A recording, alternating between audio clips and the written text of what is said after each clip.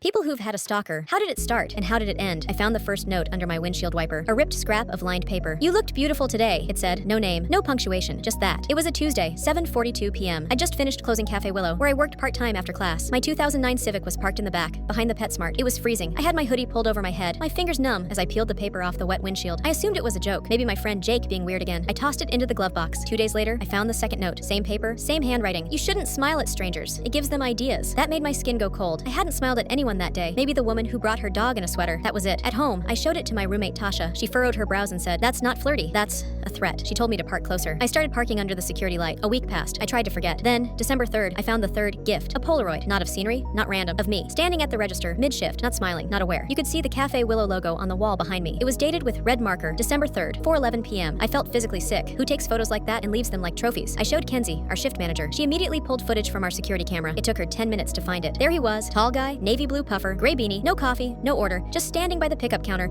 holding his phone up like he was scrolling, but clearly recording. Kenzie printed a still from the footage and taped it behind the register. Do not serve, alert management. I started working only kitchen shifts, no register, but it didn't stop. On December 15th at 8:22 p.m., I got a text from an unknown number. "You looked sad today. I missed your laugh." I dropped my phone. Tasha picked it up and said, "You didn't post anything, right?" I shook my head. All my accounts were private. I hadn't shared anything in over a week. We reported it to the police. Officer Delaney came by. She said the number was untraceable, likely a burner. She told me to document everything. December 20th, I opened the front door and found a plain brown box. No label. Inside, my favorite coffee mug, broken into 5 clean pieces and wrapped in tissue paper. No blood, no fingerprint, just a note under the shards. No more hiding. That was the night I stopped sleeping. I installed security cameras, one over the driveway, one at the door. I changed my number again. Then on December 23rd at 3:08 a.m., I watched the man in the blue jacket and gray beanie walk up my driveway in the camera feed. He stopped in front of the porch light, looked straight into the lens, and smiled. That was it. I emailed the footage and all previous images to the detective on file. By Christmas Eve, they had a match. His name was Trevor Ellis, 34, lived 6 blocks away. No violent record, but flagged in a 2022 report for obsessive behavior toward a female coworker. The kicker? He used to work at the Verizon store where I upgraded my phone in August. He'd had access to my phone number, billing address, everything. That's how it started. Police arrested him December 26th. In his apartment, they found a drawer full of notes, photos, receipts from Cafe Willow, and a journal. He wrote about our relationship, about how I changed his life with a smile. I didn't even remember his face from the Verizon visit. He pled guilty to misdemeanor stalking and harassment, got a year probation, psychiatric treatment, and a no-contact order. I still double lock everything, still flinch at every unknown number. But last week, I bought a new mug. No cherries, just plain blue. And for the first time in months, I drank coffee by the window, with the blinds open.